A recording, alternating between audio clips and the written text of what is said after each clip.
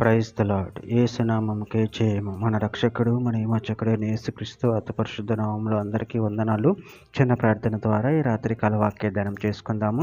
పరిశుద్ధుడ మహాగణుడు అనే దేవ యేసయ్య సర్వాధికారి నాయన మీకే వేలాది వందనములు కృతజ్ఞత స్తుతి స్తోత్రం చెల్లించుకుంటున్నాను దేవ రాత్రికాల సమయంలో ప్రభు వాక్య భాగం ధ్యానిస్తుండగా వాక్య భాగం అర్థమవుడు సహాయం చేసి మీ కృపలో బలపరిచి మీకు మాదిరిగా మమ్మల్ని నడిపించమని చిన్న ప్రార్థన యేసుక్రీస్తు అతి పరిశుద్ధ నామములో అడిగి వేడుకుంటున్నాను తండ్రి. Amen amen. లూకా సువార్త 8వ అధ్యాయం 15వ వచనము. మంచి నేల నుండి వారెవరనగా యోగ్యమైన మంచి మనసుతో వాక్యం విని దానిని అవలంబించి ఓపికతో ఫలించువారు. ఆమెన్. దేవుడి వాక్య భాగం జీవించును గాక. ప్రభునందు ప్రియులారా, ఇక్కడ వాక్య భాగంలో గమనించినట్లయితే మంచి నేల నుండి వారెవరనగా యోగ్యమైన మంచి మనసుతో వాక్యం విని దానిని అవలంబించి ఓపికతో ఫలించువారు.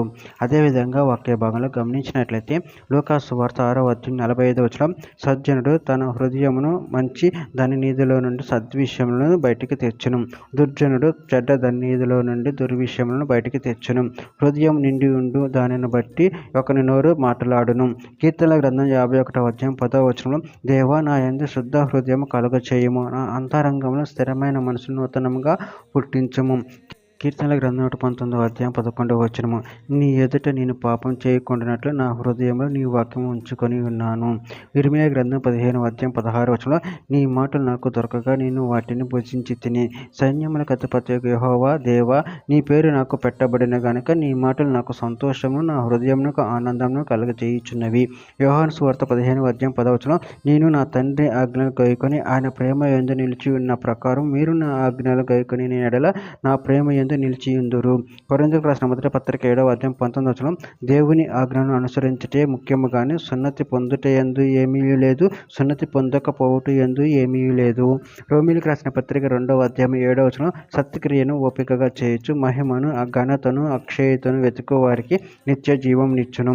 యాకోబు రాసిన పత్రిక 1వ అధ్యాయం 4వ వచనంలో, మీరు సంపూర్ణులను అనునాంగులను ఏ విషయంలోనైనను కొదవలేని వారినై ఉండినట్లు ఓర్పు తన క్రియను కొనసాగింపనీయుడి. చివరిగా ఒక మాట. రోమీయులకు రాసిన పత్రిక 10వ అధ్యాయం 10వ వచనం. ఏలియనగా నీతి కలిగినట్లు మనుషుడు హృదయంలో విశ్వసించును, రక్షణ కలుగునట్లు నోటితో ఒప్పుకొనును. ఆమె. దేవుడి వాక్య భాగం దీవించిన కాక చిన్న ప్రార్థన చేసుకుందాము. పరిశుద్ధుడ ప్రేమ కలిగిన దేవ యేసయ్య, నేను మీరు ఇచ్చిన వాక్య ధ్యాన ప్రభావం కృతజ్ఞతలు చెల్లించుకుంటాను తండ్రి. నేను మేము యోగ్యమైన ప్రవర్తన కలిగిన వారమే, నీ యందు భయభక్తులు కలిగి నీ వాక్యమైన దాని అవలంబించే శక్తిని అనుగ్రహించమని చిన్న ప్రార్థన యేసు నామములో అడిగి వేడుకుంటున్నాను తండ్రి. Amen amen amen.